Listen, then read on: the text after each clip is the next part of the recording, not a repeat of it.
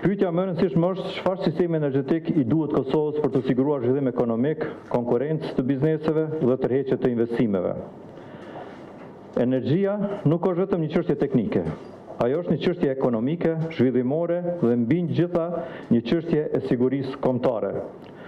Sot, bizneset në Republikën e Kosovës përballen me shumë sfida. Konkurenca në tregje ndërkombëtare po bëhet gjithnjë më e fortë. Kostet e prodhimit po rriten, ndërsa energjia elektrike mbetet një nga faktorët më të rëndësishëm që përcaktojnë konkurrencën e një kompanie. Çdo ndërprerje e energjisë nënkupton humbje të prodhimit. Çdo rritje e çmimit të energjisë nënkupton rritje të kostave të produktit. Në fund, këto kosto e paguan biznesi, konsumatori dhe ekonomia në tërësi. Të gjithë jemi dëshmitar të shtrajtimeve të njëpasnjëshme ndër vite. Prandaj, për biznesin, energjia nuk është vetëm një faturë mujore. Ajo është një nga faktorët kryesorë që përcakton nëse një kompani do të investojë, do të eksportojë apo do të zhvillojë aktivitetin e saj në Republikën e Kosovës. Një nga pyetjet që dëgjojmë shpesh sot nga bizneset është: ku po furnizohesh me energji, sa po paguën energji? Shumë rrallë e dëgjojmë pyetjen nga cili burim është prodhuar energji. Kjo nuk do të thotë se burimi i energjisë nuk ka rëndësi. Sigurisht që ka, por ka për biznesin. Prioritet është që energjia të jetë e disponueshme, e sigurt dhe me një çmim konkurrues. Sepse biznesi nuk ndërton strategjinë e tij mbi emrin e burimit të energjisë. Ai ndërton strategjinë mbi sigurimin e furnizimit dhe mbi koston e energjisë. Në këtë kontekst duhet të shohim diskutimin sot për gasin. Si odë ekonomike e Kosovës, ne jemi këtu për të promovuar një burim të vetëm energjie.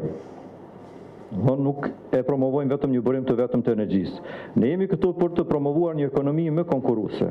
Nëse gazi mund të kontribuojë në diversifikimin e burimeve të energjisë, në rritjen e sigurisë energjetike, në uljen e kostove dhe krijimin e kushteve më të mira për biznesin, atëherë ai duhet të analizohet seriozisht dhe profesionalisht. Jo mbi baza emocionale, jo mbi baza politike, por mbi baza ekonomike dhe strategjike. Sipas ekspertëve, Kosova tashtëm ka pasur përvojë me energjinë e prodhuar nga gazi përmes importeve nga tregjet rajonale. Prandaj është krejtësisht legjitime të shtrojmë pyetjen, pse të mos analizojmë seriozisht edhe këtë alternativë si pjesë e opsioneve për të ardhmen. Jo për nxjerrë përfundime të parakoshme, por për të marrë vendime të mira, të informuara dhe të bazuara për interesa afatgjate të ekonomisë së Republikës së Kosovës. Ky debat nuk duhet të reduktohet vetëm në pyetjen pro apo kundër gazit. Ai duhet të zhvillohet nga shumë perspektiva: ekonomike, energjetike, mjedisore, gjeopolitike, sigurisë furnizimit dhe mbi gjitha nga perspektiva e zhvillimit ekonomik të shtetit tonë. Vetëm duke i analizuar të gjitha këto dimensione, mund të marrim vendime më të mira për vendin tonë. Në një njëjtën kohë, duhet të jemi realistë. Kosova duhet të vazhdojë në investime në energjinë e ripërtërishme. Dielli dhe era janë pjesë së armës sonë energjetike. Por tranzicioni energjetik kërkon kohë. Si çdo sistem modern energjetik, mbështetet në diversifikim. Sa më shumë alternativa të kem, aq më qëndrueshëm bëhet edhe sistemi. Sa më shumë burime energjie të kemi në dispozicion, aq më pak ekspozohemi ndaj krizave dhe luhatjeve të tregut.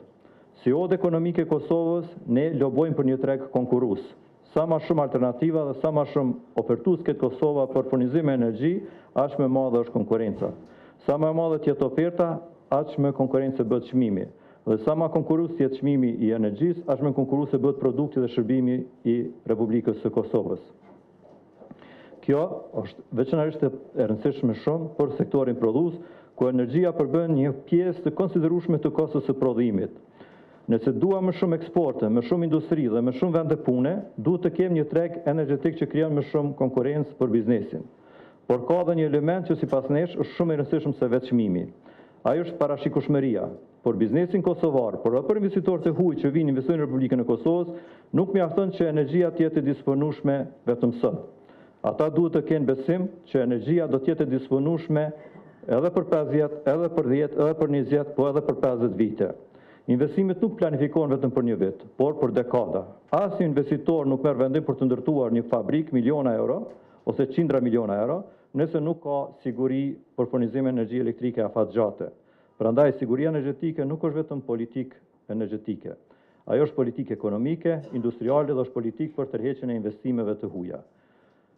Të nderuar pjesëmarrës, si kryetari i Odës Ekonomike të Kosovës duhet ta përmbyll me një mesazh shumë të qartë. Ne nuk lobojmë për një bërim të caktuar, ne lobojmë për interes të ekonomisë së vendit. Bizneset kërkojnë energji, kërkojnë me shumë ofertues, kërkojnë me shumë alternativa dhe sa ma shumë konkurencë.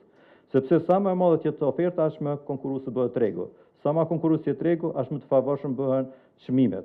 Le të ndërtojmë një strategji energjetike që nuk udhëhiqet nga preferencat për një bërim të vetëm, por nga interesat afatgjate të ekonomisë së Republikës së Kosovës.